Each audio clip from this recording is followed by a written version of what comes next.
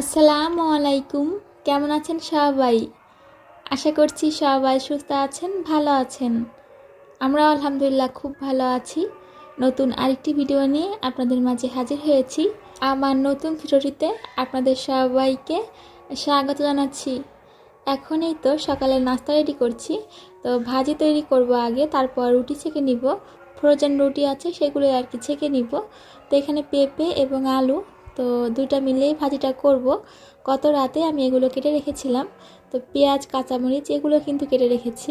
এই যে সকাল 7টায় আমি যদি এগুলো কাটাকাটি করতে যেতাম তাহলে কিন্তু আমার নাস্তা বানাতে বানাতে অনেক লেট হয়ে যেত।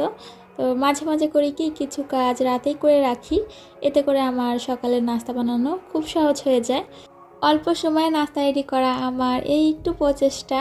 তবে হয় কি যে ভিডিও করতে গেলে যে আধা ঘন্টার ভিতরে নাস্তা রেডি করব, তো সেটা আর হয়ে ওঠে না, 1 ঘন্টা হয়ে যায়।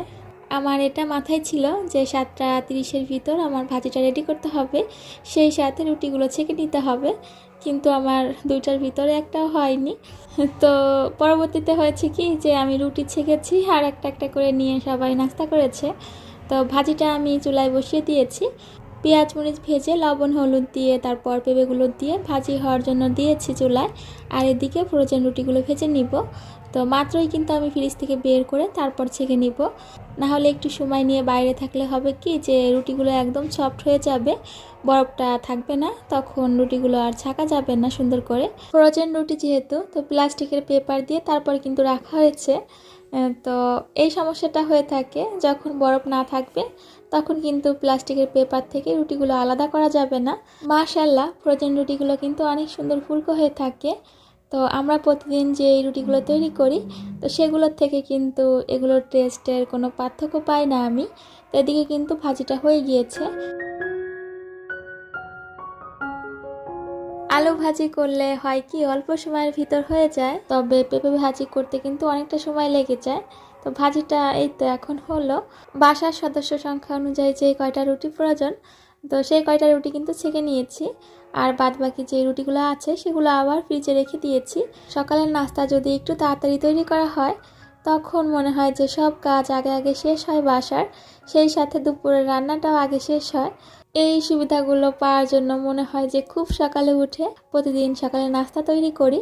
তো আমার আব্বাজান কিন্তু এখানেই ছিল, মাশাআল্লাহ। সে সকাল সকাল ঘুম থেকে উঠে তার খেলাধুলা নিয়ে থাকে।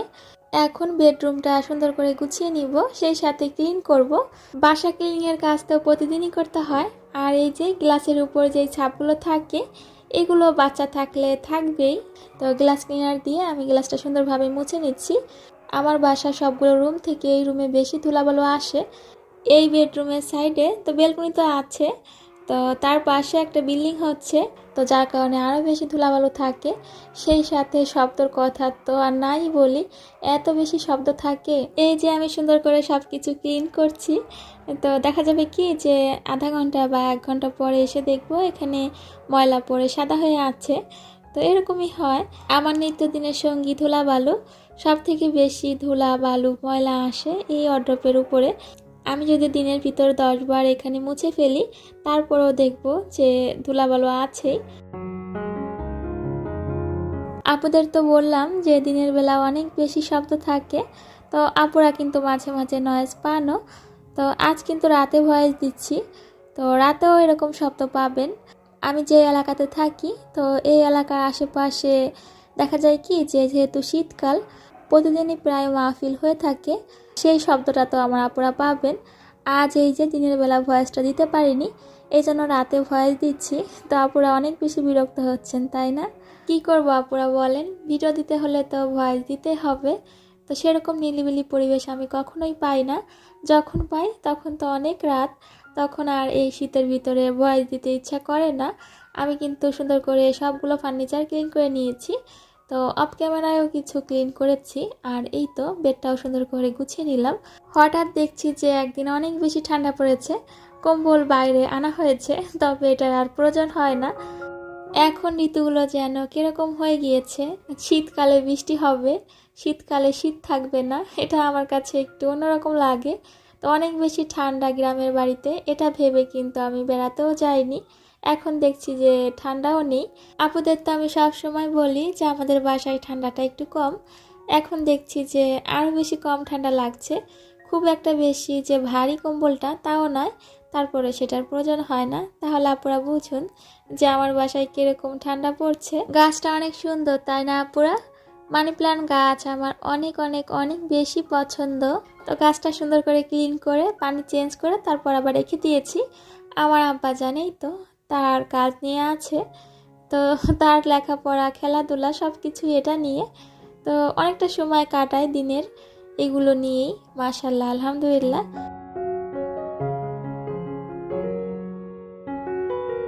আপুরা দেখেছেন আবারও কিন্তু কিচেনে চলে এসেছি। এখন দুপুরের রান্নাটা করে নিব। তো দুপুরে রান্নার জন্য সব কিছু কেটে আমি গত রাতেই রেখেছিলাম, এখন শুধু একটু করে গুছিয়ে নিয়েছি, ক্লিন করেও রেখেছিলাম। এখন রান্নাটা করে নিব। আর মশলা তো কড়াই আছে, সেই মশলা দিয়ে আজকে রান্নাটা করে ফেলবো। মানে ফ্রোজেন মশলার কথা বলছি। এখানে বেগুন আর আলুগুলো কেটে নিয়েছি, এগুলো একটু ভেজে নিব। অল্প আলু আছে, বেগুনের পরিমাণটা একটু বেশি আছে। এখানে হলুদের গুঁড়া, মরিচের গুঁড়া আর দিয়েছি লবণ পরিমাণ মতন। তো এভাবে অল্প সময় ভেজে নিব, কালারটা একটু চেঞ্জ হয়ে আসলে তারপর তুলে নিব। আচ্ছা আপুরা, আমি কিন্তু অনেকটা সময় আপনাদের সাথে কথা বলেছি, তো লাইক কি এখনও দিয়েছেন? যদি এখনও লাইকটা না দিয়ে থাকেন কিন্তু আমার ভিডিওর সাথে আছেন, তাহলে ছোট্ট একটা লাইক দিয়ে সম্পূর্ণ ভিডিওটি দেখতে পারেন। এদিকে কিন্তু বেগুনগুলো ভাজি করে তারপর তুলে নিচ্ছি। হালকা ভেজে নিয়েছি, খুব একটা ভাজিনি, তবে বেগুন ভাজতে গিয়ে কড়াইয়ের যে কী অবস্থা হয়েছে কি বলবো আপুরা।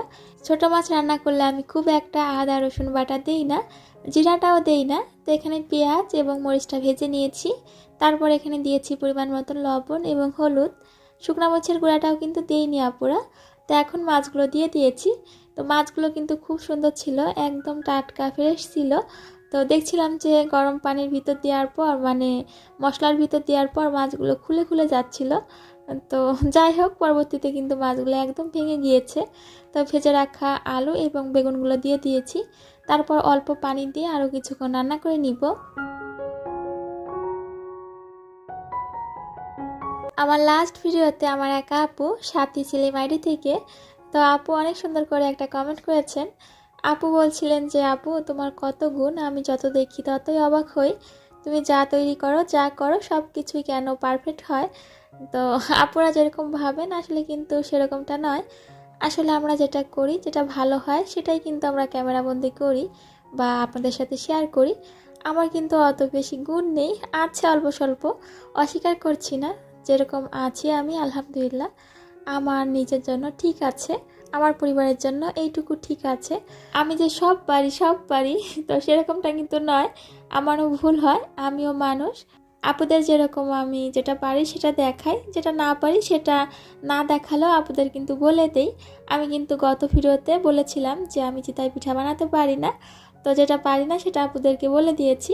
যদি কখনো শিখি বা বানাতে পারি তাহলে অবশ্যই আমার আপুদের সাথে শেয়ার করব। প্রিয় আপু, আপনার মন মানসিকতা অনেক বেশি ভালো, এই জন্য আপনার কাছে আমাকে এত বেশি গুণী মনে হয়েছে। অনেক ভালো মনের মানুষ আপনি, আপনার জন্য অনেক দোয়া, অনেক ভালোবাসা রইল। আর আপুরা দেখুন, এত কথা বলছি আর এদিকে কিন্তু মাছ রান্না করছি, ভাতও বসিয়ে দিয়েছি। এই যে পানিটা ফুটে এসেছে। ঘড়ির কাঁটায় এখন কিন্তু সময় খুব একটা বেশি বাজে না, 11টা 20 বা 30 এরকম বাজবে। আমি নিজেই দেখার চেষ্টা করছিলাম ঘড়িতে, তবে সঠিকটা বলতে পারছি না আপুরা। তো মাছটা কিন্তু কষিয়ে তারপরে এই যে লাউগুলো দিয়ে দিয়েছি, একটা আলুও দিয়েছি। এখানে টাকি মাছ ছিল, কিছুদিন আগে হয়তো আমি লাউ রান্না শেয়ার করেছিলাম আপুদের সাথে। তখন আমার এক প্রিয় দিদি ভাই বলেছিলেন যে কীভাবে লাউটা রান্না করলে, সেটা তো বললেন না। রান্না করতে চেয়েছিলাম, তেমন কিছু না, কিন্তু ফোড়ন বাটা আগে ভেজে রেখেছি, তারপর মশলা কষিয়ে তারপর এই তো মাছগুলো কষিয়ে নিয়েছি, লাউগুলো দিয়ে রান্না করছি। আর এখানে কিন্তু গরম পানি দিয়েছি। ফোড়ন বাটায় আমি এখানে জিরা আরও দিয়েছি রসুন এবং পেঁয়াজ। রসুন পেঁয়াজটা আগে ভেজে তারপর জিরাগুলো দিয়ে ভেজে তুলে পাটায় বেটে নিয়েছি। তো রান্না যখন শেষ পর্যায়ে এসে গিয়েছে তখন ফোড়ন বাটাটা দিয়ে দিয়েছি, সেই সাথে ধনিয়ার পাতা দিয়েছি। অনেক অঞ্চলে এখন ফোড়ন বাটা সব তরকারিতেই দিয়ে থাকে, তবে আমি কিন্তু সব সময় রান্নাতে ব্যবহার করি না। আমি তো মশলাটাকে ফোড়ন বাটা বলেছি, তবে এই মশলার কিন্তু অনেক নাম আছে। তো এই তো দুপুরে রান্নাবান্না তো কমপ্লিট, খাবারগুলো সুন্দরভাবে টেবিলে সাজিয়ে নিয়েছি। আজকে দুপুরে রান্না না খুব তাড়াতাড়ি হয়ে গিয়েছে, এত বেশি ভালো লাগছিল, মনে হলো যে একটু পিঠা বানাই। দুপুরে খাওয়া দাওয়া কিন্তু আমাদের এখনও হয়নি, তো দুধ জাল করে তারপর ঘন করে নিয়েছি। এখানে আমি 2টা এলাচ দিয়েছি, আরও দিয়েছি পরিমাণ মতন চিনি। আমার পিঠা বানাতে অনেক অনেক অনেক বেশি ভালো লাগে, আমার মিষ্টি আপুরাও সেটা জানে। একটা সময় পর্যন্ত আমি পিঠা বানাতে পারতাম না, তো বাবু যখন থেকে পিঠা খাওয়া শিখেছে বা সে পছন্দ করে, তখন থেকেই কিন্তু আমি পিঠাটা বানানোর চেষ্টা করি বা পিঠা বানাচ্ছি। তো এই তো আমি দুধটা জাল করে তারপর নামিয়ে নিয়েছি। 1 কাপ থেকে একটু কম পরিমাণে দুধ নিয়েছি, সেটা জাল করে নিয়েছি। মিষ্টি খাবারে যেহেতু আমার লবণটা ভালো লাগে না, এই জন্য অল্প পরিমাণে লবণ দিয়েছি। আর এখানে কিন্তু চালের গুঁড়া এবং আটা ছিল, চালের গুঁড়ার পরিমাণটা কম ছিল এবং আটার পরিমাণটা বেশি ছিল। 1 কাপ আটা এবং চালের গুঁড়া খুব ভালো করে সিদ্ধ করে নিয়েছি। এরপর শক্ত একটা ডো হয়েছে, তো ডোর ভিতর আমি একটা ডিম দিয়ে খুব ভালো করে মথে নিয়েছি। কতটা মসৃণ হয়েছে আপনারা দেখে হয়তো বুঝতে পেরেছেন। পিঠাগুলো যেহেতু আমি ছোট সাইজের করব, এই জন্য আমি আমার পছন্দ অনুযায়ী লিচি কেটে নিয়েছি। আর এই তো সুন্দর করে আমি ফুলগুলো তৈরি করে নিচ্ছি। তো একটা কাঠির সাহায্যে এভাবে আমি নকশা কেটে নিয়েছি। তো দেখতে কিন্তু মাশাআল্লাহ অনেক সুন্দর হয়েছে। নিজে তৈরি করেছি, আবার নিজেই নিজের প্রশংসা করছি, তাই না আপুরা? আপুরা তো এটাই বলবেন। তবে আমার কাছে দেখতে সুন্দর লাগছিল, এই জন্যই কিন্তু সুন্দর বলেছি।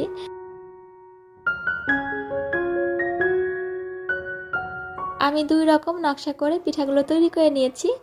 একটা পাতা ছিল আর একটা ফুল ছিল। তো এভাবে সবগুলো পিঠা তৈরি করে নিব। আমার প্রিয় আপুরা যারা ভালোবেসে প্রতিনিয়ত আমার ভিডিও দেখে যাচ্ছেন, কিন্তু আমার চ্যানেলটি আজও সাবস্ক্রাইব করেননি, ভালো লাগলে আমার ছোট্ট চ্যানেলটি সাবস্ক্রাইব করে বন্ধু হয়ে আমার পাশে থেকে যেতে পারেন। যেসব আপুরা অলরেডি এই কাজটি করে ফেলেছেন, আপনাদের সবাইকে জানাই অসংখ্য ধন্যবাদ। অসম্ভব সুন্দর লাগছে পিঠাগুলো, তাই না আপুরা? মনে হচ্ছে যে আমার কাছে এভাবে সাজিয়ে রেখে দেই, তবে এটা তো আমার ভাজতে হবে। পিঠাগুলো তো তৈরি করছি যেহেতু, খাবার উপযোগী তো করতে হবে। তো এই জন্য আমি এখানে তেলে ভেজে নিচ্ছি। তো বেশ অনেকটা পরিমাণে তেল দিয়ে তারপর ভাজছি।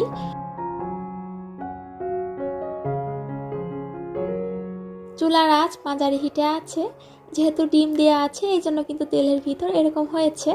তাই তো আমার কিছু পিঠা ভাজা হয়ে গিয়েছে, এখন তুলে নিচ্ছি। সুমির সংসার আইডি থেকে আমার প্রিয় মিষ্টি আপু গত ভিডিওতে অনেক সুন্দর করে একটা কমেন্ট করেছেন। আপু আমাকে খুব সুন্দর করে একটা চিতই পিঠার রেসিপি দিয়েছেন। আপু এটাও বলেছেন যে আমি বারবার ব্যর্থ হতে হতে এখন একটু একটু করে পিঠা বানাতে পারি। তো এভাবে পিঠা বানিয়ে আপু দেখতে পারেন, তাহলে পিঠা হতে পারে। তো ইনশাআল্লাহ আপু রেসিপিতে আমি পিঠা তৈরি করব। অনেক অনেক অনেক ভালোবাসা আমার প্রিয় মিষ্টি আপু। সবগুলো পিঠা ভাজা হয়ে যাওয়ার পর আমি কুসুম গরম অবস্থায় ছিল দুধ, তখন কিন্তু পিঠাগুলো ভিজিয়ে রেখেছিলাম। আর এই তো সুন্দরভাবে পিঠাগুলো ভিজে গিয়েছে। তো এখন আমার আব্বাজানকে পিঠা দিয়ে দিচ্ছি। তো সন্ধ্যা হতে হতে কিন্তু পিঠার পাতিল খালি হয়ে গিয়েছে। আপনাদের সবার সুস্বাস্থ্য কামনা করে বিদায় নিচ্ছি। আল্লাহ হাফিজ, আসসালামু আলাইকুম।